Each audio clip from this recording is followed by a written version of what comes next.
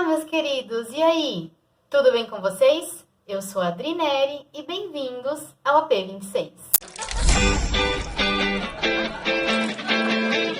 Depois de 2 semanas, 3 quase, sem vídeo, que eu comecei a trabalhar de novo e isso acarretou a mudança nos meus horários e eu tive que me adaptar outra vez.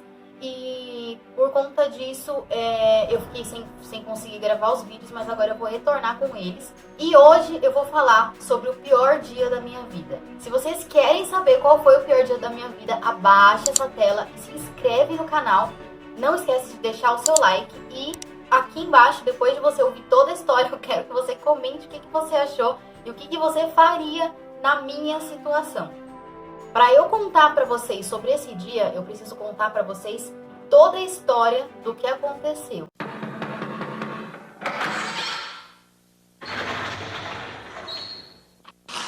Senta que lá vem a história.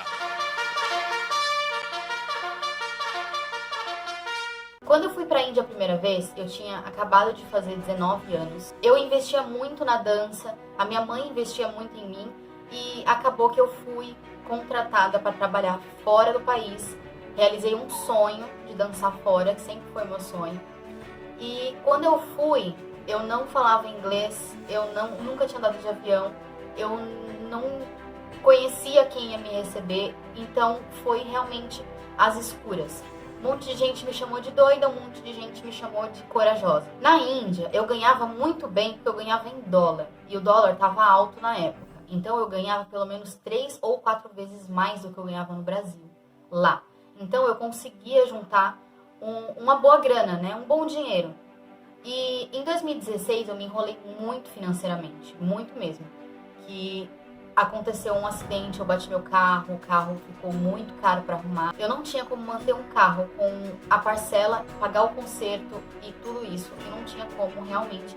E eu comecei a ficar muito apertada, tive que fazer empréstimo no banco e isso fudeu minha vida financeira. Porém, eu tava com tudo sob controle, meu nome tava limpo, eu tava conseguindo pagar tudo. E aí chegou um momento que, quando eu percebi que eu não ia conseguir me manter naquele jeito, eu tive a brilhante ideia de viajar para a Índia de novo para conseguir juntar uma grana e pagar as minhas dívidas, arrumar e quitar o carro. E aí não tinha como dar errado o meu plano, porque eu ia ficar 6 meses lá, ia ganhar X, eu devia nem 1/4 daquilo, então eu ia pagar as minhas dívidas praticamente no primeiro mês que eu estivesse fora, e os restantes dos 5 meses que eu ficaria lá seria para juntar dinheiro, chegar no Brasil, quitar o carro e recomeçar do zero. Porém, entretanto, todavia, não foi assim que funcionou. Eu saí do Brasil, eu pedi demissão do meu emprego, eu gastei com o meu cartão de crédito para poder comprar coisas que eu precisava na viagem, roupa, calçado, produtos de higiene, e aí eu acabei gastando no meu cartão, porém, até então estava tudo sob controle, porque eu ia pagar tudo logo no primeiro mês. Eu ia mandar dinheiro pro Brasil e minha mãe ia quitar as minhas dívidas e quando eu chegasse aqui estaria tudo lindo e maravilhoso. Logo em seguida que eu cheguei lá, eles trocaram o governo. Eles trocaram, não sei exatamente o que aconteceu, mas foi, não sei, acho que trocaram governador ou trocaram presidente, eu não sei muito bem o que aconteceu. Sei que o governo foi alterado e esse governo novo que tinha entrado, para combater a corrupção e a lavagem de dinheiro, eles trocaram todas as cédulas, ou seja, a moeda, o nome da moeda não mudou, porém as cédulas mudaram.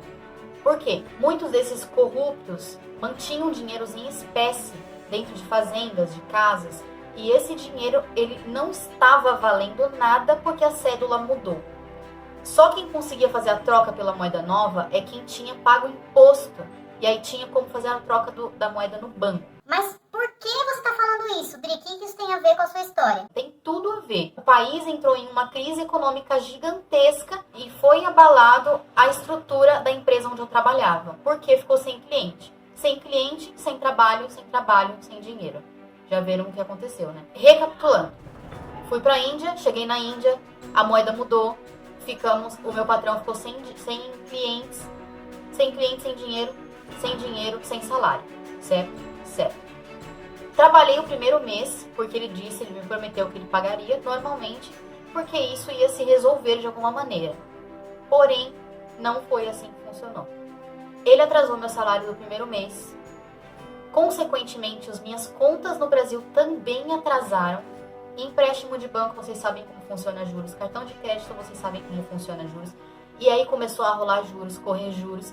E eu preocupada de sujarem meu nome, porque até então eu nunca tinha sujado meu nome. Eu mantive sempre meu nome limpo, porque era muito importante para mim. Aí, o que aconteceu?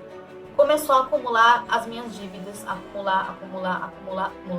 E acumular o meu salário, porque ele não estava me pagando. Nisso, eu, trouxa e muito boazinha, esperei que ele fosse me pagar. Porém, esperei errado, né? Depois de 3 meses, praticamente, sem salário, só recebendo migalha pra comida, eu comecei a ficar com uma crise muito louca de ansiedade. Comecei a ficar muito zoada depressiva, e aí isso começou a afetar tanto o meu trabalho quanto o meu psicológico. Nisso, eu fui conversar com o meu chefe e falei pra ele, já que você não tem como me pagar, e eu não tenho como ficar aqui trabalhando de graça, eu gostaria que você antecipasse a minha passagem. Nisso, já tinha passado 4 meses. O meu nome já tinha sujado aqui no Brasil. Não tinha jeito, eu não tinha como mandar dinheiro, ninguém aqui no Brasil tinha dinheiro pra pagar pra mim, pra eu devolver depois, e aí as contas foram acumulando. Contas de cartão de crédito, contas de empréstimo, contas da parcela do carro e tudo. Eu tive que repassar o carro, a dívida do carro, porque eu não tinha como manter ele e também não tinha como arrumar. Então eu acabei vendendo o meu carro, mesmo ele quebrado, mesmo ele zoado da batida, e a pessoa que comprou assumiu a dívida e aí arrumou ele, enfim, perdi o carro. Naquele momento eu estava sem dinheiro, sem carro, sem emprego. Pensando no que eu faria quando fosse chegar no Brasil para consertar tudo isso. Meu chefe concordou dele adiantar a minha passagem. Era para voltar para o Brasil em dezembro de 2016. E aí eu pedi para que adiantasse para novembro. Como a minha mãe tinha um evento de dança da escola dela no mês de novembro, eu não contei para ela que eu ia voltar e contei apenas para algumas pessoas específicas, para que quando eu voltasse pro Brasil, eu fizesse uma surpresa para minha mãe e aparecesse no evento. Então eu não falei nada para ela do que estava acontecendo sobre o meu retorno pro Brasil. Eu fui para a Índia, eu tinha $50 no meu bolso. Eu estava voltando pro Brasil, eu tinha $30. Ou seja, eu voltei mais fodida do que quando eu fui. Chegou o pior momento da minha vida, que foi esse dia 20 de novembro. A minha passagem era uma madrugada de sábado. Eu fui pro aeroporto na sexta e aí era madrugada de sábado o voo. Eu fiz o check-in na Ethiopian Airlines para fazer a conexão na Etiópia e aí chegar no aeroporto de Guarulhos. Fiz o meu check-in, ok. Na hora de passar na alfândega, eles bloquearam o meu passaporte.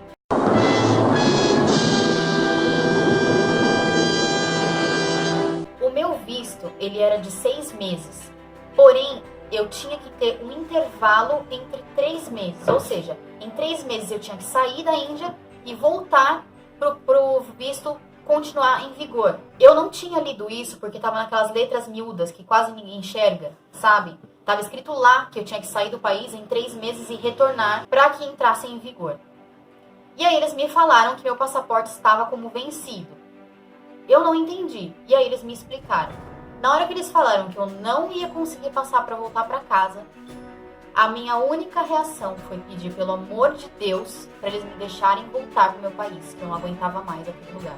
Sem sucesso, eles não me deixaram passar. Eu sentei no chão do aeroporto e chorei, igual uma criança.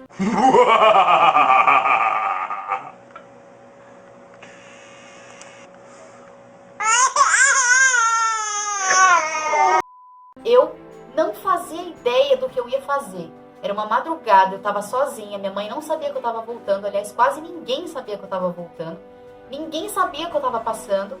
E aquele momento, eu me senti sozinha. Muito sozinha. Completamente sozinha. Eu sentei e chorei. Eu não sabia o que fazer. Ao meu redor juntou uns 10 indianos perguntando o que eu tinha, o porquê que eu estava chorando. Mas eu mal conseguia raciocinar para falar em português, imagina em inglês. Eu tentava explicar e eles não entendiam nada. Foi quando eu liguei para emergência da embaixada brasileira para entender o que eu tinha que fazer. E o rapaz que me atendeu me falou que eu só conseguiria resolver isso na segunda-feira e eu teria que ir pessoalmente até a embaixada brasileira. Agora pensa, era uma madrugada, eu tinha $30 no bolso, eu tava sem as minhas malas que eu já tinha praticamente despachado e eu ia perder o meu voo. Eu não tinha dinheiro para comprar outra passagem. E aí eu cheguei no gerente da Ethiopian Airlines, eu expliquei a situação e falei para ele que eu não tinha como comprar outra passagem para voltar para casa. Ele me deu um telefone e um endereço de um escritório para eu ir até o escritório da Ethiopian para eles emitirem uma nova passagem. Só que isso também poderia ser feito só na segunda-feira. E aí eu falei para eles que a minha mala já tinha sido despachada. E aí eles pegaram o meu passaporte para poder pegar a minha mala dentro do avião. Eu entreguei meu passaporte confiando. E o moço desapareceu, porque ele foi pegar as minhas malas. Aí eu estava sem dinheiro, sem passaporte, sem passagem. E eu pensava que eu ia virar uma anônima mendiga na Índia. Eu ia ter que me prostituir, ou sei lá que porra eu ia ter que fazer. Mas pra mim, aquele momento era tão desesperador que eu não conseguia sentir nada além de medo. Além de medo de ficar presa, além de medo de não conseguir voltar pra casa. Agora deixa pra mim nos comentários o que vocês fariam nesse momento, se vocês estivessem passando por isso. O que vocês fariam? Depois de 2 horas esperando as minhas malas, 2 horas achando que eu ia virar uma anônima mendiga, o moço apareceu com as minhas malas e eu peguei os meus $30 e paguei um táxi para voltar para casa.